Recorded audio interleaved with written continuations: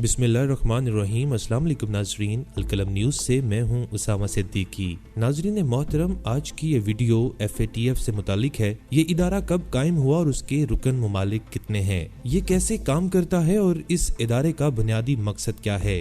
इस सिलसिला में सबसे पहले अर्ज ये है कि ये वीडियो आखिर तक देखिएगा ताकि आप इसके बारे में पूरी तरह से जान सकें। 1989 में कायम होने वाला ये इदारा 39 ममालिक पर मुश्तमिल है। इनमें शामिल ममालिक में Argentina, Denmark, Australia, Canada, China, यूरोपीय यूनियन, फिनलैंड, फ्रांस, जर्मनी, यूनान, gulf, Hong Kong, Iceland, India, Ireland, Israel, Italy, Japan, Korea, Malaysia, Mexico, Netherlands, New Zealand, पुर्तगाल, नॉर्वे, अमेरिका, बरतानिया, तुर्की, सऊदी अरेबिया और रशियन फेडरेशन वगैरह शामिल हैं। पाकिस्तान को चीन, तुर्की और मलेशिया की मुकम्मल हिमायत हासिल है।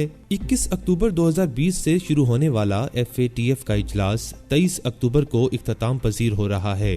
पाकिस्तान के लिए इस इजलास की अहमियत इसलिए भी ज्यादा है क्योंकि इस नशिस्त के दौरान पाकिस्तान की मनी लॉन्ड्रिंग और टेरर फाइनेंसिंग के शोबों में होने वाली अब तक की पेशरफ्त का जायजा लिया जाएगा। इसी की बुनियाद पर यह फैसला होगा कि आया पाकिस्तान को मजीद ग्रे लिस्ट में रखा जाएगा या नहीं। APG के मुताबिक ऐसा करने की वजह यह है कि पाकिस्तान ने मनी लॉन्ड्रिंग और टेरर फाइनेंसिंग की रोकथाम में कोई खास पेशरफ्त नहीं की।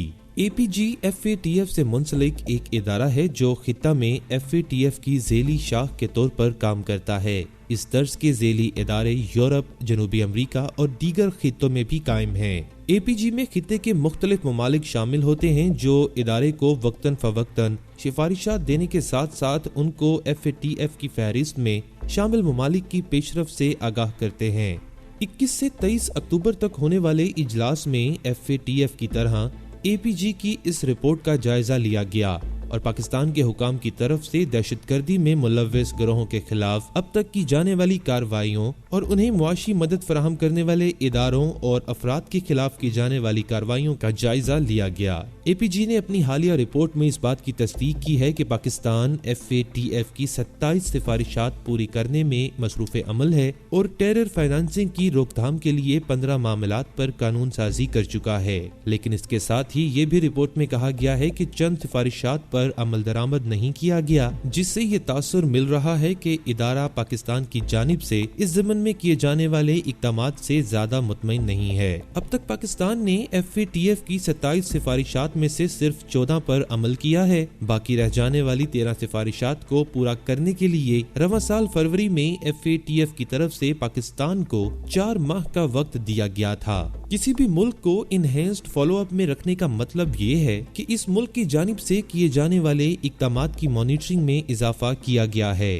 किसी भी मुल्क की ग्रे लिस्ट में शमूलियत के बाद इस मुल्क की पेशरफ्त गैर तसल्ली बख्श होने पर मॉनिटरिंग में इजाफा कर दिया जाता है। इस बारे में बात करते हुए पाकिस्तान के साबिक वजीर मुमलिकत और चेयरमैन बोर्ड ऑफ इन्वेस्टमेंट हारून शरीफ ने कहा, इस वक्त पाकिस्तान के लिए सबसे बड़ा चैलेंज ये है कि वो इनहेंस्ड फॉलो अप से मामूली मॉनिटरिंग पर आ जाए और रेगुलर मॉनिटरिंग पर जाने के बाद अगला मरहला ग्रे लिस्ट से बाहर निकलने का होगा। पाकिस्तान को जून 2018 में FATF की ग्रे लिस्ट में शामिल किया गया था। ऐसा इसलिए किया गया था कि FATF के मुताबिक पाकिस्तान दहशतगर्दी में मुलव्वस गिरोहों और दहशतगर्दों की माली अयानत कर रहा था।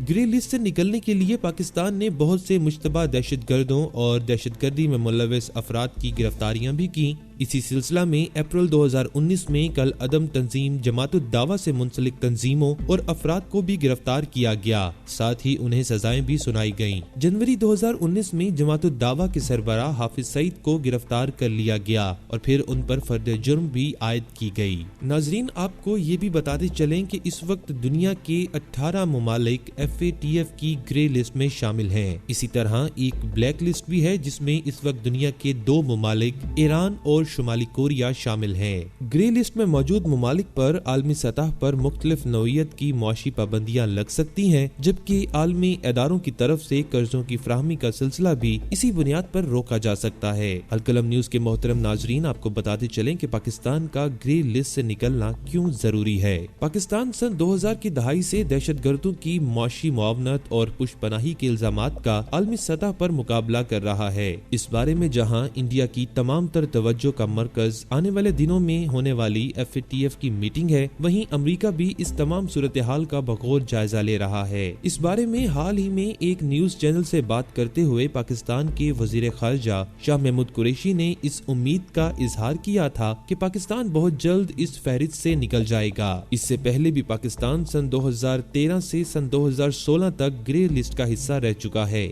ہارون الرشید کا کہنا ہے کہ اس دوران پاکستان تسلی بخش کارکردگی کی بنیاد پر اس لسٹ سے نکل گیا تھا، تو اسی پس منظر میں پاکستان کے لیے اس فہرست سے نکلنا ضروری ہے۔ بہت ہی معتبر ذرائع کے مطابق اس فہرست سے نکلنا اتنی جلدی اس لیے ممکن نہیں ہو سکے گا کیونکہ یہ ایک پیچیدہ عمل ہے جس میں کئی ماہ یا سال لگ سکتے ہیں۔ یہ کہنا کہ اس اجلاس میں پاکستان گرے لسٹ سے نکل جائے گا یا اگلے اجلاس میں نکل جائے گا صحیح نہیں ہوگا۔ یہاں سے نکلنے کے لیے ٹارگٹ متعین ہوتے ہیں جن کو ملک پورا کرتے ہیں اور پھر دوسرے ٹارگٹ آ جاتے ہیں۔ اس فہرست سے نکلنا ایک طویل معاملہ ہے۔ حکومتی ترجمان کا کہنا ہے کہ اس فہرست سے نکلنا اس لیے بھی ضروری ہے کیونکہ بین الاقوامی سطح پر سرمایہ کار پاکستان میں سرمایہ لگانے کو خطرہ سمجھتے ہیں۔ مثال کے طور پر اگر آپ کو کوئی ملک قرضہ دے رہا ہے یا کاروبار کر رہا ہے تو وہ سود کی شرح زیادہ لگائے گا جس سے پاکستان پر معاشی بوجھ بڑھے گا۔ اس وقت فہرست سے نکلنا ہی ہمارا بنیادی مسئلہ ہے۔ اسی سلسلے میں رواں سال فروری اور اس سے قبل اکتوبر 2019 میں FATF کا پیرس میں ہونے والا اجلاس خاصا اہم تھا، لیکن ان دونوں اجلاسوں میں پاکستان گرے لسٹ سے نہیں نکل سکا۔ حکومتی ترجمان کے مطابق اس وقت پاکستان کو اس فہرست سے نکلنے کے لیے FATF کے 39 میں سے کم از کم 12 رکن ممالک کی حمایت چاہیے ہوگی۔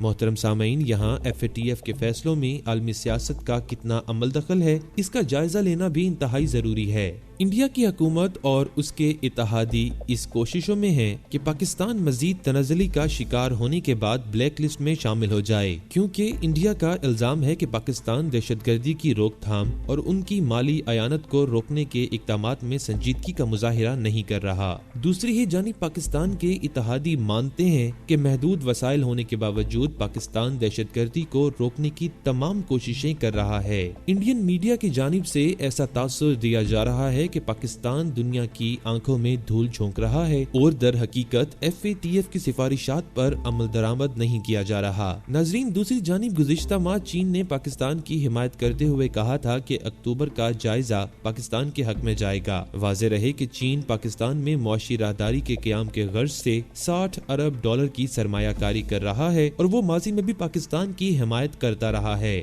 ہارون الرشید کا اس بارے میں کہنا ہے کہ بظاہر تو FATF کی فہرست اور اس میں شمولیت ایک تکنیکی مرحلہ ہے، لیکن اس وقت یہ بھی خطے کی سیاست کا شکار ہو رہا ہے۔ مثال کے طور پر پچھلے 2 سال سے اس معاملے پر امریکہ نے بیشتر اجلاس کیے اور ان تمام معاملات کو اجاگر کرنا شروع کر دیا۔ انہوں نے بتایا کہ میں خود امریکی افسران کے ساتھ ایسے ڈائیلاگ کا حصہ رہا ہوں جس میں انہوں نے ورلڈ بینک اور انٹرنیشنل مانیٹری فنڈ یعنی IMF کی مذاکرات کو FATF کے ساتھ جوڑنے کی کوشش کی۔ میں ذاتی طور پر اس لیے بھی اختلاف کرتا ہوں کیونکہ ان اداروں کا فوکس ترقی پذیر ممالک کی ترقی و منصوبہ بندی تک محدود رہنا چاہیے۔ دوسری جانب حکومت پاکستان کا خیال ہے کہ FATF کو دشمن ممالک سیاسی مقاصد کے لیے استعمال کر رہے ہیں اور پاکستان کی حزب اختلاف بھی اس معاملے کو ہوا دے رہی ہے۔ پاکستان کی حکومت منی لانڈرنگ اور ٹیرر فائنانسنگ کے بل کو پارلیمنٹ میں لے کر گئی اور 15 قوانین کی ترمیم کی۔ تاہم اپوزیشن کی جانب سے کہا گیا ہے کہ حکومت جابرانہ قانون لانا چاہ رہی ہے جس سے انسانی حقوق کی پامالی ہونے کا خطرہ ہے۔ ان حالات میں پاکستان کے پاس سب سے بہتر کیا راستہ ہے؟ تو اس کے لیے عرض یہ ہے، اس معاملے میں پاکستان کی حکومت اور حزب اختلاف کو اتفاق رائے پیدا کرنا ہوگا، اور دوسرا یہ کہ تکنیکی معاملات میں کمزوری سے نمٹنے کے لیے ماہرین کی مدد لی جائے۔ پاکستان کو چاہیے کہ وہ ٹیرر فائنانسنگ اور منی لانڈرنگ پر خطے میں ڈائیلاگ شروع کرے تاکہ یہ معاملہ نتائج ڈھونڈنے کے نظریے سے دیکھا جائے، نہ کہ ایک دوسرے کے لیے مسائل پیدا کرنے کے نظریے سے۔ آخر میں حکومت پاکستان کے ان تمام اقدامات کی تعریف کرنا بے جا نہ ہوگا کہ عمران خان صاحب نے کئی سخت فیصلے لیے اور پاکستان کی بہتری اور وسیع مفاد میں بہت سے اقدامات کیے۔ اللہ ہم سب کا حامی و ناصر ہو۔ ناظرین، آج کی کی ویڈیو میں بس اتنا ہی. امید کرتے ہیں آپ کو ہماری آج کی یہ ویڈیو پسند آئے گی. ویڈیو پسند آنے کی صورت میں اسے لائک کیجیے گا اور اپنے دوستوں کے ساتھ واٹس ایپ اور فیس بک پر ضرور شیئر کیجیے گا. اگلی ویڈیو آنے تک اپنا خیال رکھیے گا. اللہ نگہبان.